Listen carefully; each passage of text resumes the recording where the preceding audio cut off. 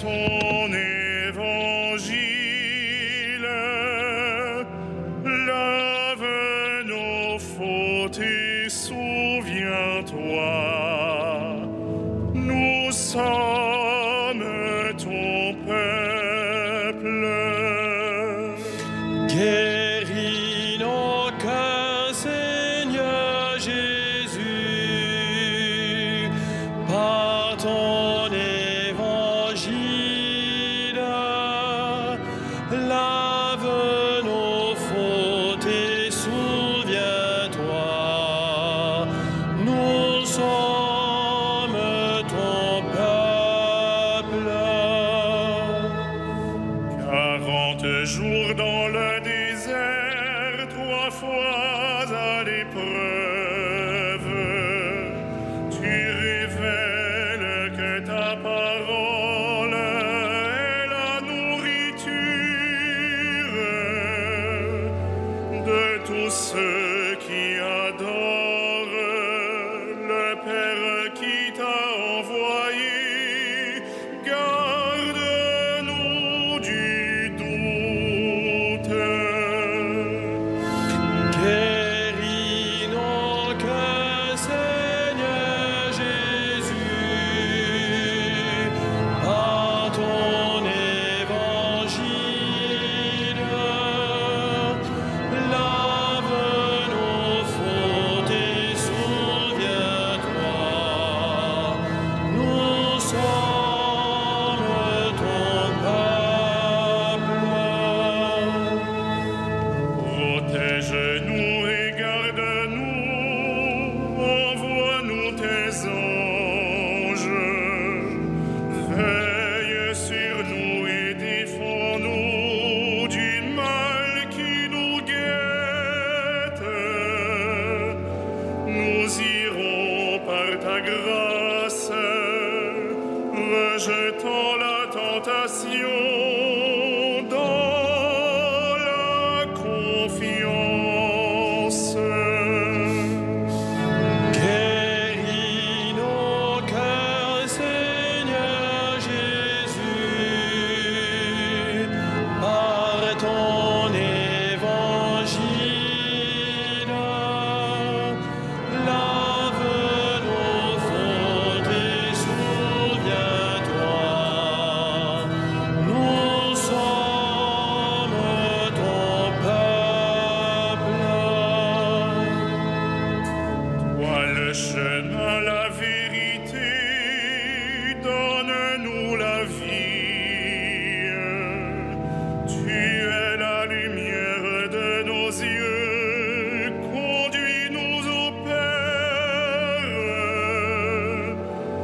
Apprends-nous à prier, à jeûner pour mieux t'aimer, à donner aux pauvres. Guéris nos cœurs, Seigneur Jésus, par ton évangile. Lave nos fautes et souviens-toi. Nous sommes ton peuple.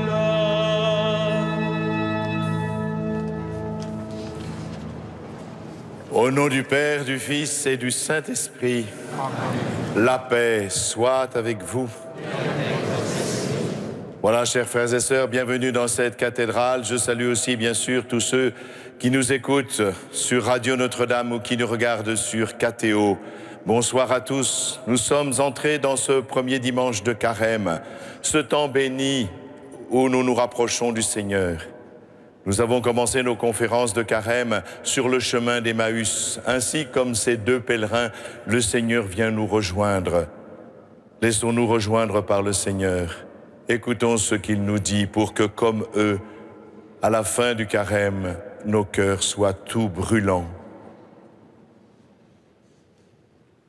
Nous commençons cette Eucharistie en reconnaissant humblement que nous sommes pécheurs et que nous avons à accueillir la miséricorde de notre Seigneur.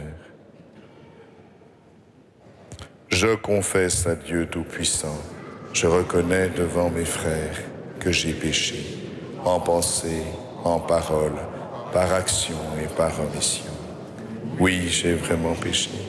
C'est pourquoi je supplie la Vierge Marie, les anges et tous les saints, et vous aussi, mes frères, de prier pour moi, le Seigneur notre Dieu.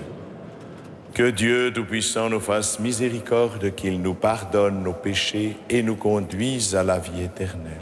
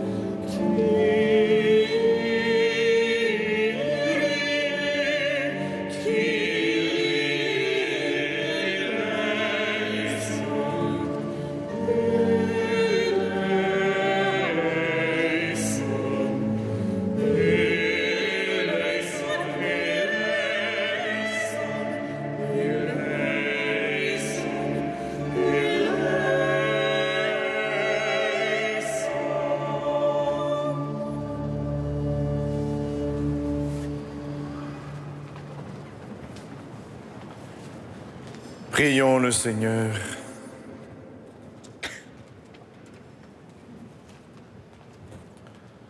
Accorde-nous, Dieu Tout-Puissant, tout au long de ce carême, de progresser dans la connaissance de Jésus-Christ et de nous livrer à sa lumière par une vie de plus en plus fidèle. Lui qui vit et règne avec toi dans l'unité du Saint-Esprit, maintenant et pour les siècles des siècles. Amen.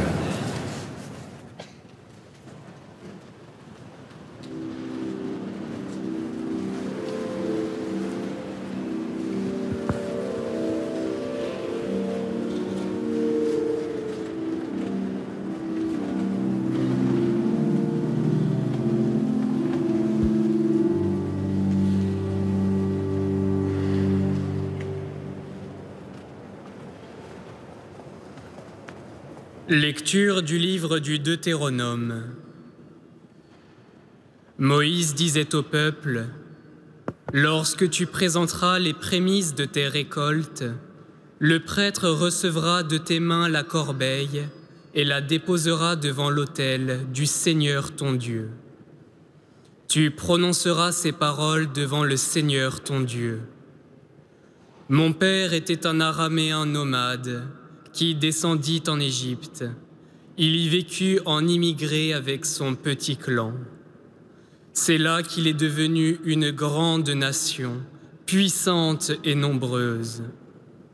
Les Égyptiens nous ont maltraités et réduits à la pauvreté. Ils nous ont imposé un dur esclavage.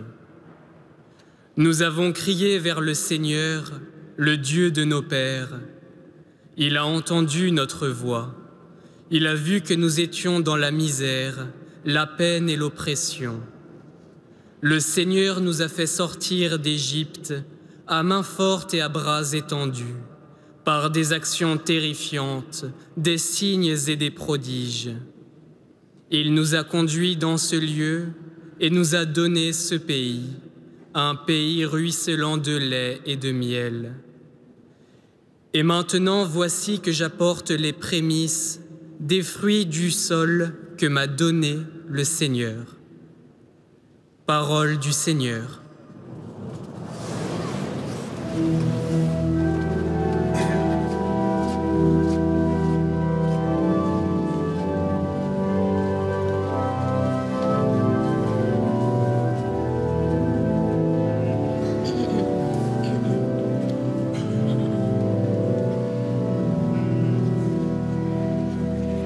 Sois avec moi, Seigneur, dans mon épreuve.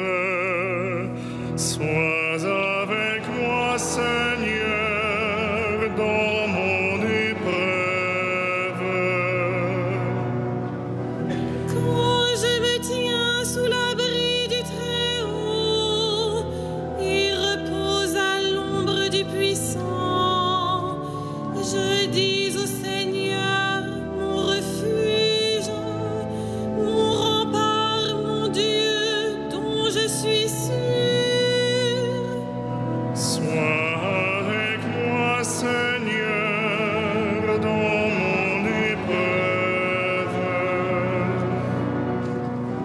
Le malheur ne pourra te toucher, ni le danger approcher de ta demeure. Il donne mission à ses anges de te garder sur tous tes chemins. Sois avec moi, Seigneur, dans mon épreuve. Ils te porteront sur leurs mains pour que ton pied ne heurte les pierres. Tu marcheras sur la vipère et le scorpion. Tu écraseras le lion et le dragon. Sois avec moi, Seigneur, dans mon épreuve. Puisqu'il s'attache à moi, je le délivre. Je le défends car il connaît mon nom. Il m'appelle et moi je lui réponds. Je suis avec lui dans son épreuve. Sois avec moi, Seigneur, dans mon épreuve.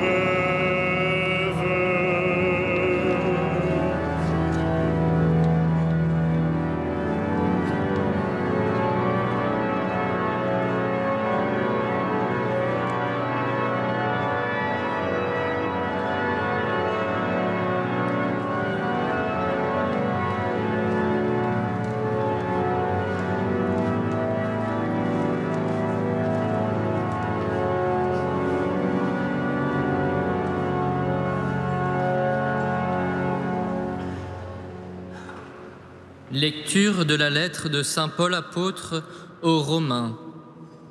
Frères, que dit l'Écriture? Tout près de toi est la parole, elle est dans ta bouche et dans ton cœur. Cette parole, c'est le message de la foi que nous proclamons.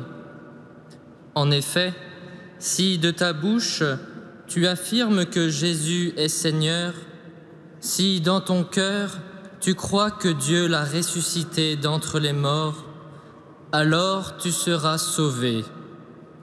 Car c'est avec le cœur que l'on croit pour devenir juste, c'est avec la bouche que l'on affirme sa foi pour parvenir au salut. En effet, l'Écriture dit « Quiconque met en lui sa foi ne connaîtra pas la honte ». Ainsi, entre les Juifs et les païens, il n'y a pas de différence. Tous ont le même Seigneur, généreux envers tous ceux qui l'invoquent. En effet, quiconque invoquera le nom du Seigneur sera sauvé. Parole du Seigneur.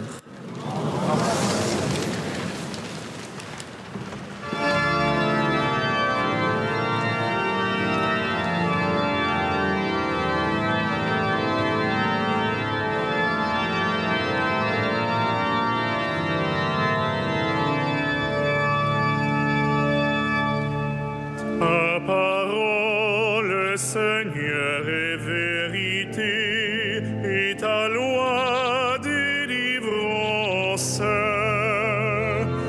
Ta parole, Seigneur, est vérité, et ta loi délivrance. L'homme ne vit pas seulement de pain, mais de toute parole qui sort de la bouche de Dieu. Ta parole, Seigneur, est vérité, et ta loi délivrance.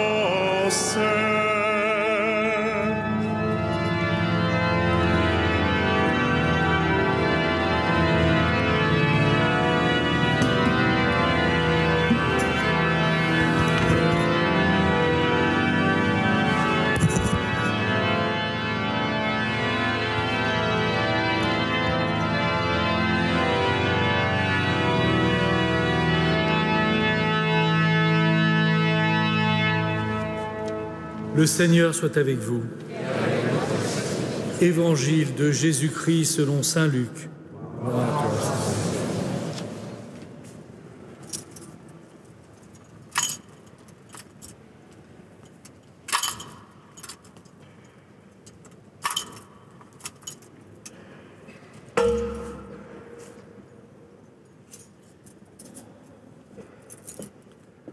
En ce temps-là, après son baptême, Jésus, rempli d'Esprit Saint, quitta les bords du Jourdain.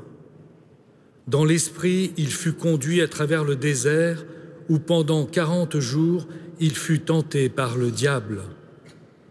Il ne mangea rien durant ces jours-là, et quand ce temps fut écoulé, il eut faim. Le diable lui dit alors : « Si tu es fils de Dieu, ordonne à cette pierre de devenir du pain. » Jésus répondit : « Il est écrit, l'homme ne vit pas seulement de pain. » Alors le diable l'emmena plus haut et lui montra en un instant tous les royaumes de la terre. Il lui dit : « Je te donnerai tout ce pouvoir et la gloire de ces royaumes, car cela m'a été remis, et je le donne à qui je veux.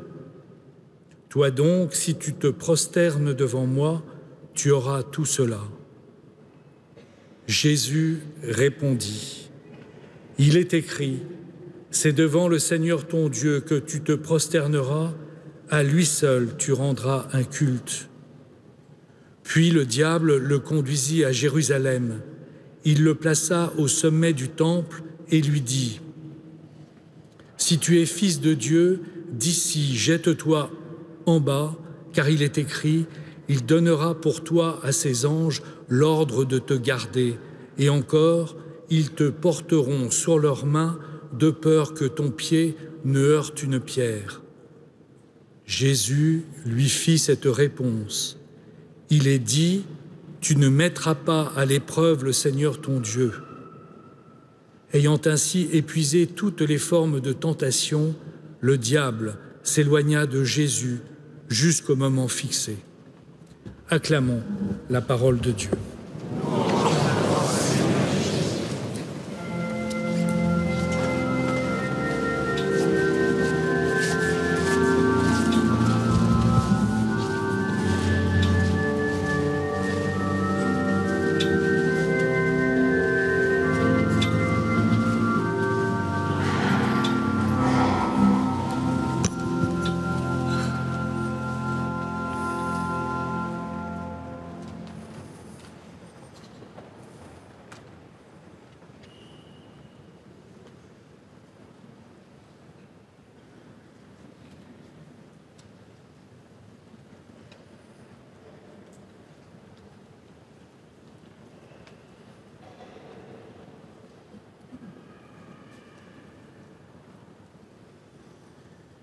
Vous l'avez entendu, le diable a épuisé toutes les formes de tentation.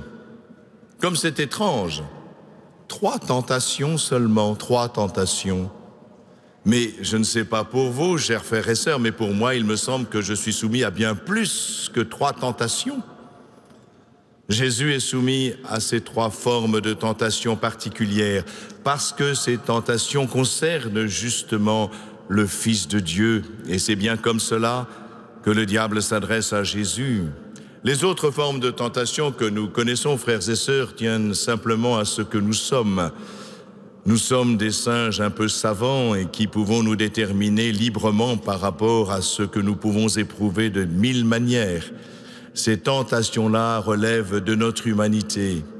Mais il y a des tentations qui relèvent de notre filiation divine, car nous sommes fils et filles de Dieu. Et les mêmes tentations auxquelles Jésus a été soumis seront aussi nos tentations de fils et filles de Dieu. L'avez-vous remarqué? Elles concernent les choses les plus importantes de notre existence, celles qui justement nous ouvrent les portes du salut. Il s'agit de la vie, il s'agit de Dieu et il s'agit de l'amour. Voilà ce sur quoi portent les 3 tentations de Jésus, c'est-à-dire les nôtres aussi, comme fils et filles de Dieu. Ces tentations portent sur ce qui va faire notre salut. Nous l'avons entendu, le salut semble facile quand saint Paul l'écrit. Oui, il suffit de dire que Jésus est Seigneur, c'est-à-dire qu'il est Dieu et qu'il est ressuscité d'entre les morts. Est-il si facile de dire cela, qui nous assure le salut? La première tentation porte sur la vie, tout simplement. Vous l'avez entendu, Jésus jeûne 40 jours. Et à la fin de ces 40 jours, l'évangéliste Luc nous dit que Jésus eut faim. Voilà qui me paraissait étrange autrefois. Je me disais évidemment qu'il eut faim, mais il a eu faim pendant 40 jours, puisqu'il n'a pas mangé pendant 40 jours, il n'a fait que boire. Eh bien, je me trompais tout simplement. Un ami médecin a écrit une thèse justement sur le jeûne, qui n'a rien à voir avec l'évangile, mais qui fait tout comprendre. Quand vous commencez à jeûner vraiment, c'est-à-dire à ne boire que de l'eau, pendant 3 jours, vous allez être très mal. Vous allez avoir mal à la tête, vous allez avoir des vertiges, vous allez avoir faim, parce que, tout simplement, il y a le sucre qui circule et qui va informer le centre de la faim et qui va vous dire qu'il y a quelque chose qui ne va pas. Mais le 4e jour, tout s'équilibre. Parce que nos corps sont bien faits, figurez-vous, que si vous ne mangez pas, eh bien le corps va puiser dans les réserves de sucre, de glycogène qui sont dans les muscles et dans le foie. Et cela va vous permettre d'avoir un taux suffisant pour ne pas avoir faim et pour pouvoir vaquer à des occupations qui certes ne doivent pas être un exploit sportif, mais qui vous permettent de vivre presque normalement. Et dans cette thèse, il est écrit qu'après 30 jours pour ceux qui sont moins solides et 40 jours pour ceux qui sont aussi solides sans doute que l'était notre Seigneur Jésus-Christ, il y a une faim qui réapparaît tout simplement parce que le taux de sucre dans l'encens s'est effondré, qu'il n'y a plus aucune réserve. Quand cette faim apparaît, cela veut dire que vous allez mourir dans les heures qui suivent. Autrement dit, notre Seigneur Jésus a été tenté sur la vie et sur la mort. Ce que lui dit le diable, puisque tu es le Fils de Dieu et que tu as la puissance de sauver ta vie, sauve ta vie. N'est-ce pas ce que diront aussi ceux qui se moquaient de lui au pied de la croix? Descends de là, sauve ta vie et nous croirons en toi. Voilà ce qui se passe. Le Christ avait les moyens de sauver sa vie, bien sûr, mais il a voulu assumer justement notre humanité, c'est-à-dire notre finitude, notre vulnérabilité, notre fragilité et ce qui est au bout de cette fragilité, c'est-à-dire la mort. Car lui-même devait vaincre la mort dans notre humanité pour que notre humanité puisse à son tour accueillir une vie qui dépasse la vie organique. Voilà pourquoi le Seigneur ne répondra pas à Satan. Il sait bien que tout homme ne vit pas seulement de pain pour sauver sa vie, mais de toute parole de Dieu qui lui assure la vie éternelle, tout simplement. Et que le Seigneur, quand il sera sur la croix, lui ira jusqu'au bout de l'amour. La deuxième tentation porte sur Dieu et notre rapport particulier à Dieu. Soit effectivement, nous entrons dans une relation à Dieu, une relation de filiation, ou bien nous entrons dans une relation d'idolâtrie. Est-ce que pour nous, Dieu est subalterne? Est-ce qu'il est seulement un moment de notre vie quand nous avons le temps? Ou est-ce qu'il est le tout de notre vie? Est-ce qu'il vient inspirer chaque instant de notre vie? Est-ce que lui-même nous apprend à aimer ce que nous aimons, nous apprend à regarder autrement ce qui nous entoure, nous apprend même à exercer un travail avec ce regard particulier de Fils de Dieu et non pas simplement en raison d'une compétence? Voilà ce qui constitue la gloire de Dieu. La gloire de Dieu, ce n'est pas la puissance que propose le diable. Cette gloire qui vient des hommes, comme dit Jésus, et qui est tellement éphémère. Si vous pensez que votre nom reste sur un dictionnaire et que vous pensez que c'est ça la gloire, eh bien, l'Ecclésiaste a raison, tout est vanité. Il s'agit d'autre chose. La gloire que Jésus va recevoir, c'est la gloire même de Dieu. Et la gloire de Dieu, c'est d'aimer et d'aimer jusqu'au bout. Oui, le Seigneur ne va pas chercher une vaine gloire, celle qui vient des hommes, celle qui vient de ceux qu'il appelle lui-même les sages et les savants. Béni sois-tu, Père, toi qui as révélé ça aux petits et qui l'as caché aux sages et aux savants. Il ne s'agit pas de science, frères et sœurs, bien sûr, il s'agit de l'arrogance de ceux qui croient tout savoir et qui donc se passent de Dieu en se fabriquant un monde idolâtrique, que ce soit l'idole de notre intelligence qui est réelle, ou bien l'idole de pouvoir ou de l'argent dont on voit quelle destruction ils peuvent faire, même au sein de notre Église. Non, il s'agit de la gloire qui vient de Dieu, qui ne peut se réaliser que dans l'amour qui va jusqu'au bout de l'engagement, du don de soi. Et Jésus, au sommet de la croix, connaît la gloire de Dieu, parce qu'il ira jusqu'au bout de l'amour. La troisième tentation porte sur l'amour, justement, et la manière dont nous accueillons un amour. Chacun d'entre nous fait l'expérience de se demander toujours s'il est véritablement aimé par ceux qui l'aiment. Nous savons bien, nos amis, est-ce que ceux qui sont mes amis aujourd'hui seront toujours mes amis? Quand je traverserai l'épreuve, quand je traverserai la difficulté, seront-ils là? Seras-tu là? Chantait Michel Berger, c'est bien cela. Qui sera là au jour de l'épreuve? Qui sera là au jour de la détresse? Qui m'aime vraiment pour m'accompagner dans la plus profonde déréliction? C'est vrai aussi de tous nos sentiments. Est-ce que mon époux m'aime vraiment? Est-ce que mon épouse m'aime vraiment? Est-ce que mes enfants m'aiment? Et jusqu'où m'aiment-ils? Question éternelle. Oui, cette question qui nous interroge sur l'amour, eh bien, ce qui met à l'épreuve, est-ce que Dieu m'aime vraiment? Vous dites que Dieu est amour, vous dites qu'il nous aime, mais est-ce qu'il nous aime vraiment? Comment savoir s'il m'aime vraiment? Comment m'aime-t-il vraiment quand je suis dans la joie? Et comment m'aime-t-il quand je suis dans l'épreuve et que je ne comprends pas le sens de cette épreuve? N'est-ce pas pour cela que Jésus, justement, ne veut pas mettre son Père à l'épreuve? Parce que mettre à l'épreuve, c'est ne pas avoir confiance, c'est manquer de foi en l'amour de Dieu, croire que Dieu peut nous abandonner. Jésus vivra cela. Au sommet de la croix, il criera « Mon Dieu, pourquoi m'as-tu abandonné ?» Mais avez-vous remarqué que non seulement il s'agit d'un psaume écrit bien avant lui, mais qu'il s'adresse à Dieu même dans l'épreuve la plus terrible. Dans ce sentiment d'abandon, il a encore suffisamment de confiance pour s'adresser à son Père. mon Dieu, mon Dieu. Et surtout l'épreuve de Gethsémani. Juste avant la passion, il connaîtra cette angoisse mortelle de Gethsémani, où le même Luc, qui est médecin, décrira une sueur de sang, que connaissaient d'ailleurs les médecins depuis Hippocrate, qui est toujours le signe d'une angoisse terrible, extrême, mortelle. Jésus connaîtra cela. Et pourquoi le connaît-il?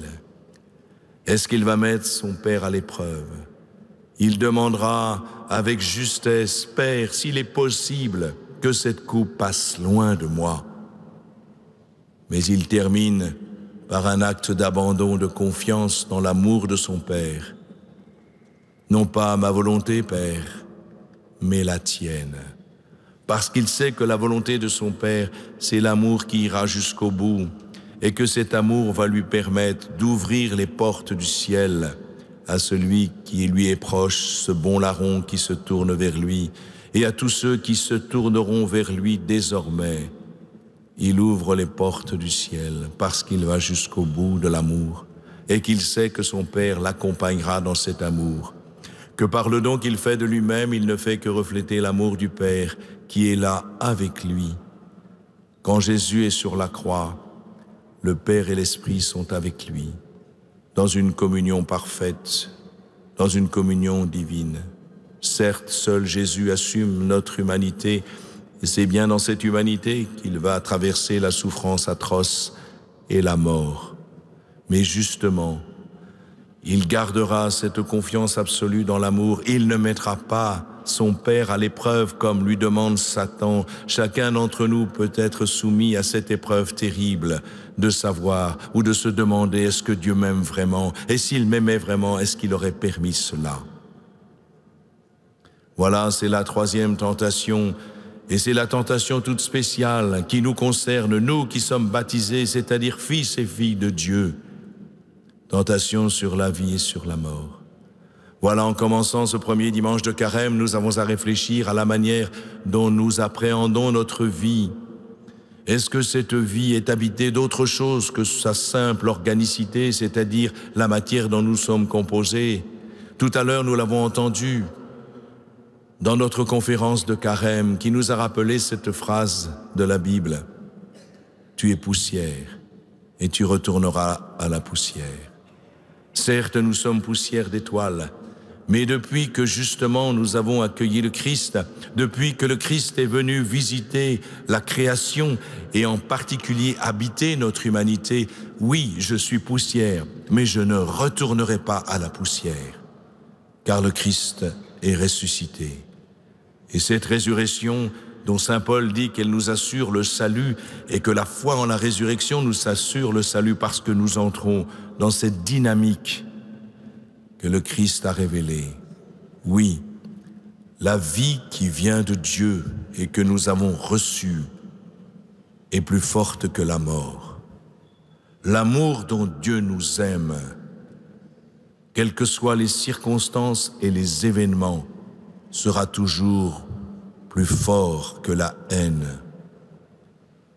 Et notre lien au Seigneur Dieu nous permet d'habiter notre vie autrement. C'est tout ce que nous avons à vivre en ce temps de Carême, pour nous préparer non pas à la mort de Jésus, mais à sa résurrection. Mais pour qu'il ressuscite, il a bien fallu qu'il assume cette mort.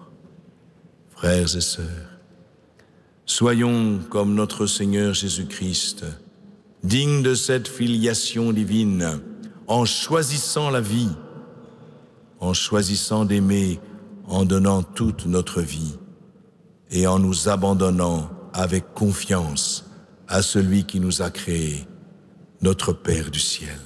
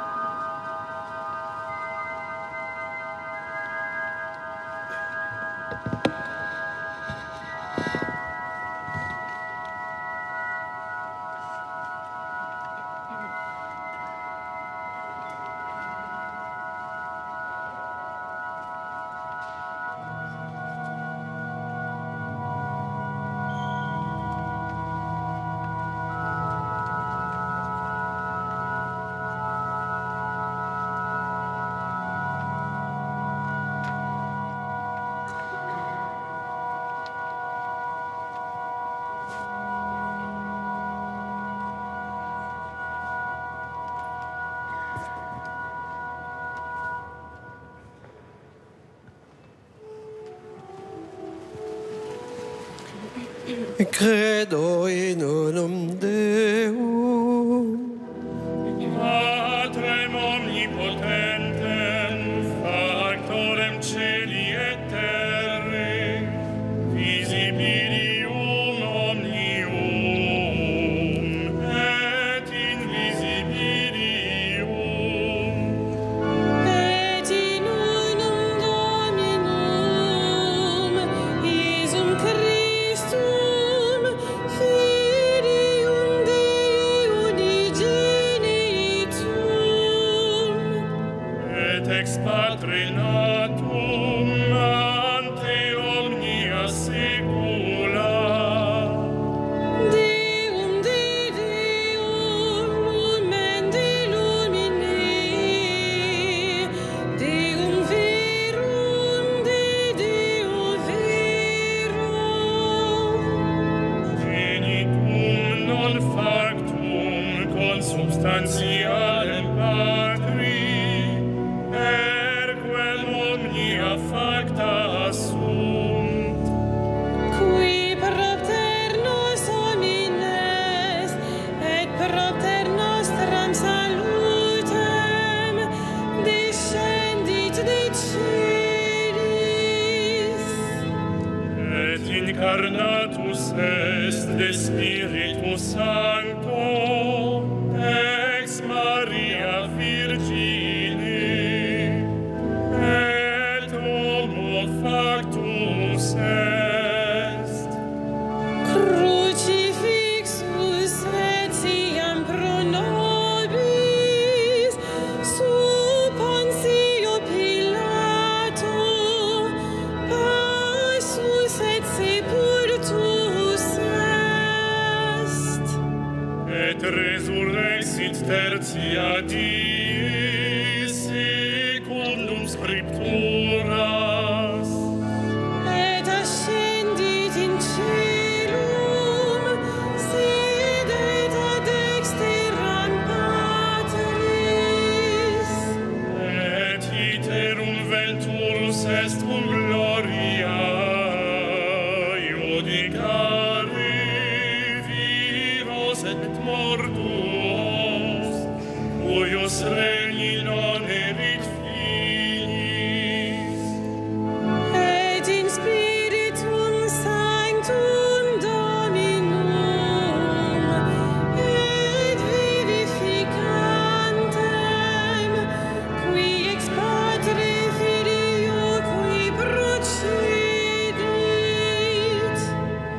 Mi cum Patre et Filio simul adoratur, et con glorificatur, qui locutus est per profetas.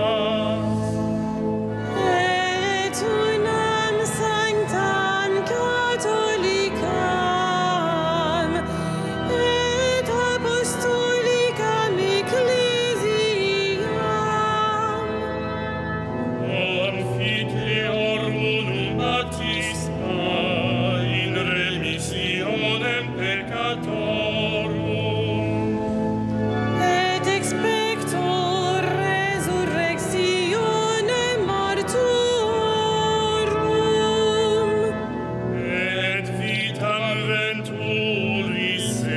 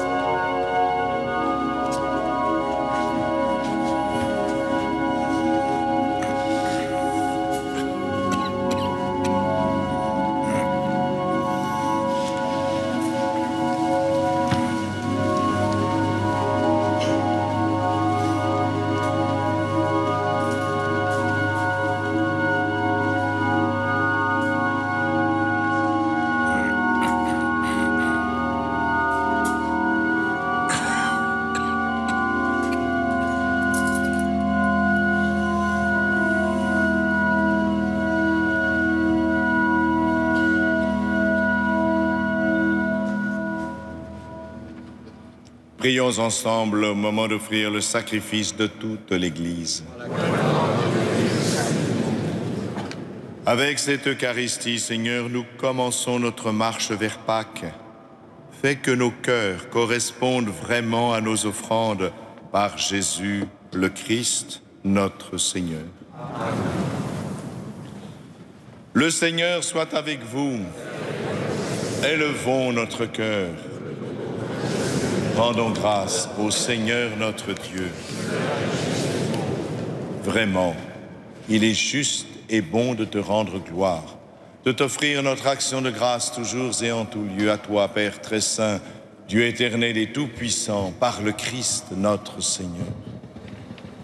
En jeûnant 40 jours au désert, il consacrait le temps du carême. Lorsqu'il déjouait les pièges du tentateur, il nous apprenait à résister au péché pour célébrer d'un cœur pur le mystère pascal et parvenir enfin à la Pâque éternelle. C'est pourquoi, avec tous les anges et tous les saints, nous chantons l'hymne de ta gloire et sans fin nous proclamons.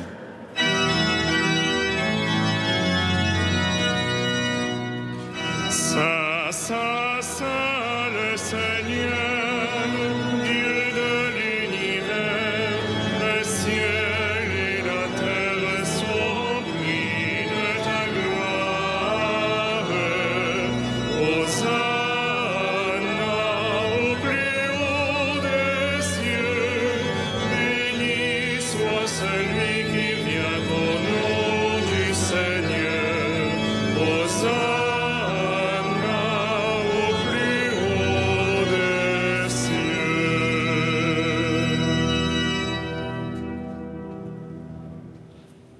Toi qui es vraiment saint, toi qui es la source de toute sainteté, nous voici rassemblés devant toi et dans la communion de toute l'Église, en ce premier jour de la semaine, nous célébrons le jour où le Christ est ressuscité d'entre les morts. Par lui, que tu as élevé à ta droite, Dieu notre Père, nous te prions. Sanctifie ces offrandes en répandant sur elles ton esprit, qu'elles deviennent pour nous le corps et le sang de Jésus, le Christ, notre Seigneur.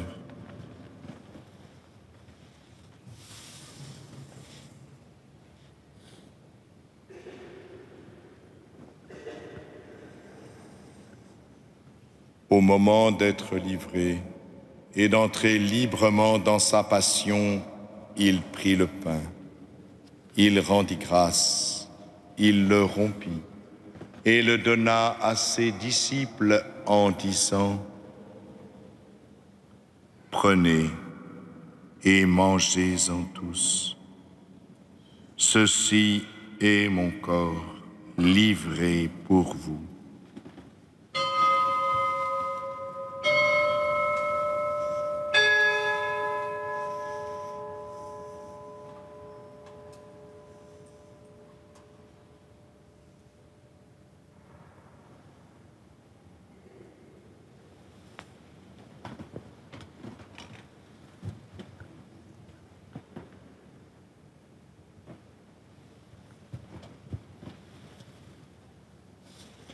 De même, à la fin du repas, il prit la coupe.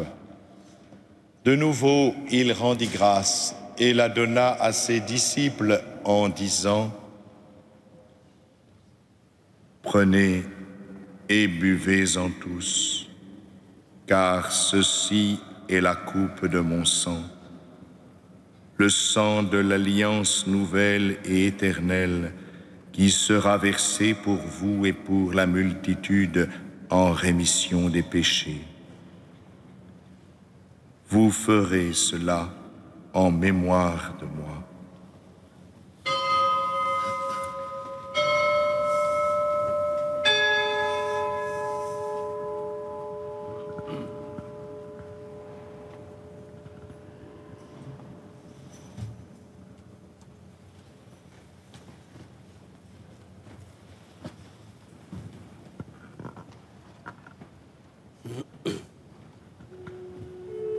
Il est grand le mystère de la foi.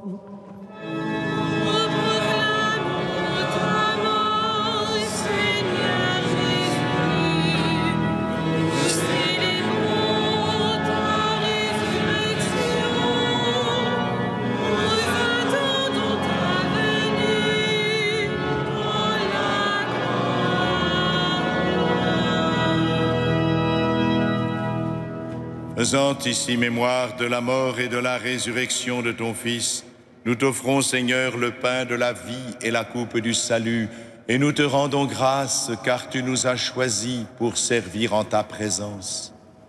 Humblement, te demandons qu'en ayant part au corps et au sang de Christ, nous soyons rassemblés par l'Esprit Saint en un seul corps.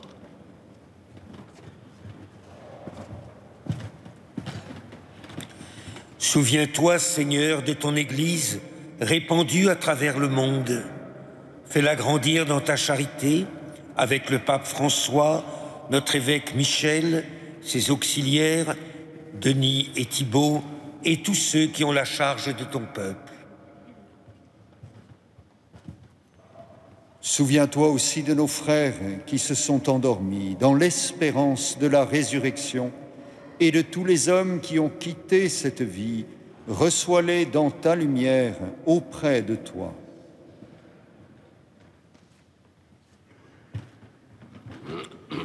Sur nous tous, enfin, nous implorons ta bonté. Permets qu'avec la Vierge Marie, la bienheureuse Mère de Dieu, avec Saint Joseph, son époux, les apôtres et les saints de tous les temps qui ont vécu dans ton amitié, nous ayons part à la vie éternelle et que nous chantions ta louange par Jésus-Christ, ton Fils bien-aimé.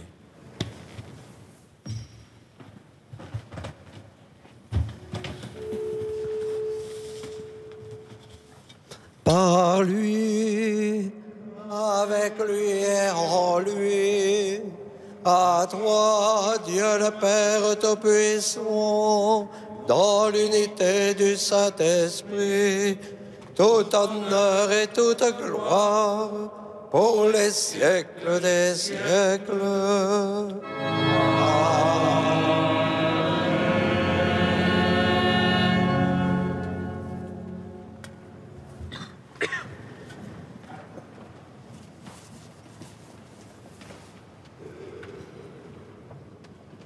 Comme nous l'avons appris du Sauveur et selon son commandement, nous osons dire: Notre Père qui es aux cieux, que ton nom soit sanctifié, que ton règne vienne, que ta volonté soit faite sur la terre comme au ciel.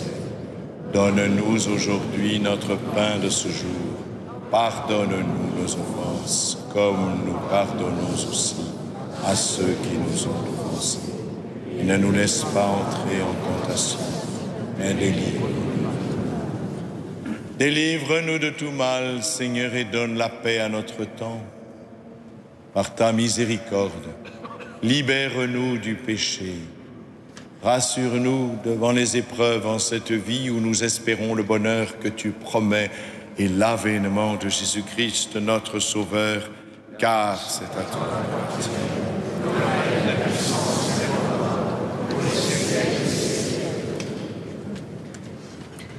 Seigneur Jésus-Christ, tu as dit à tes apôtres, je vous laisse la paix, je vous donne ma paix. Ne regarde pas nos péchés, mais la foi de ton Église. Pour que ta volonté s'accomplisse, donne-lui toujours cette paix et conduis-la vers l'unité parfaite, toi qui règnes pour les siècles des siècles. Amen. Que la paix du Seigneur soit toujours avec vous. Dans la charité du Christ, donnez-vous la paix. Amen. Amen.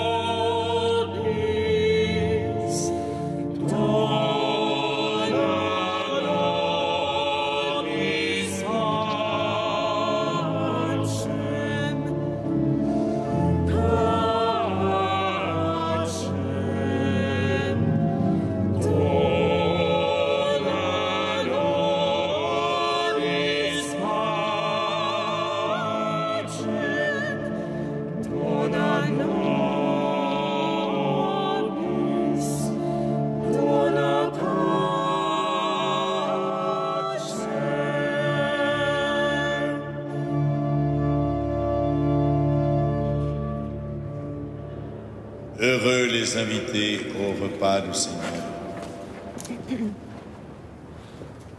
Voici l'agneau de Dieu qui enlève le péché du monde. Seigneur, je vous supplie de recevoir. Mais dis, Seigneur,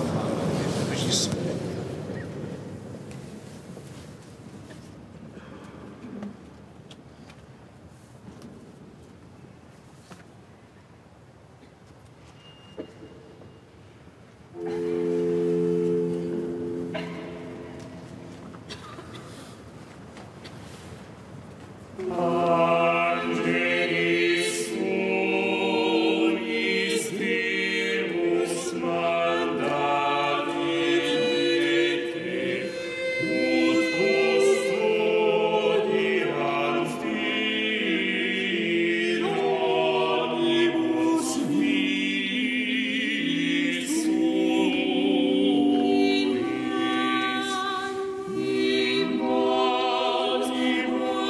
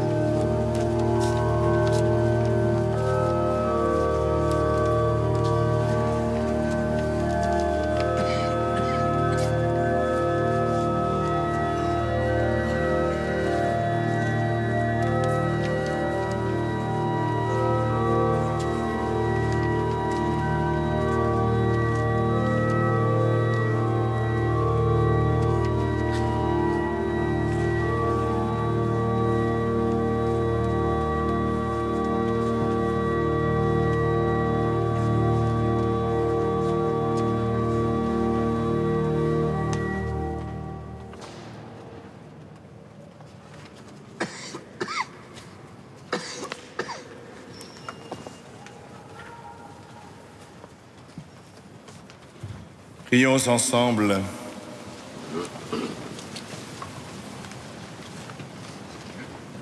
Le pain que nous avons reçu de toi, Seigneur notre Dieu, a renouvelé nos cœurs. Il nourrit la foi, fait grandir l'espérance et donne la force d'aimer. Apprends-nous à toujours avoir faim du Christ, seul pain vivant et vrai, et à vivre de toute parole qui sort de ta bouche. Par Jésus le Christ, notre Seigneur. N'hésitez pas à emporter avec vous la feuille de liturgie. Je vous rappelle, mardi, un beau concert, Bach et l'Italie, dans cette cathédrale à 20h30. Vendredi, comme tous les vendredis de Carême à 15h, c'est la vénération de la Sainte Couronne d'Épines sous forme d'une heure sainte. Nous méditerons à partir du premier chant du serviteur souffrant et nous vous retrouverons naturellement dimanche prochain, notamment pour la conférence de Carême à 16h30. Nous sommes en route avec les pèlerins d'Emmaüs et notre prédicateur nous pose la question, la résurrection improbable? Et je pense que nous aurons naturellement la réponse, puis c'est un temps de prière et la messe avec notre archevêque. Merci, cher Père. Peut-être aurais-je retrouvé ma voix d'ici là, mais vous savez bien que ce qui compte, c'est la parole qui vient jusqu'à nous et non pas la voix qui est insignifiante. Le Seigneur soit avec vous. Et avec votre esprit. Et que Dieu Tout-Puissant vous bénisse, le Père, le Fils et le Saint-Esprit. Amen. Allez dans la paix du Christ.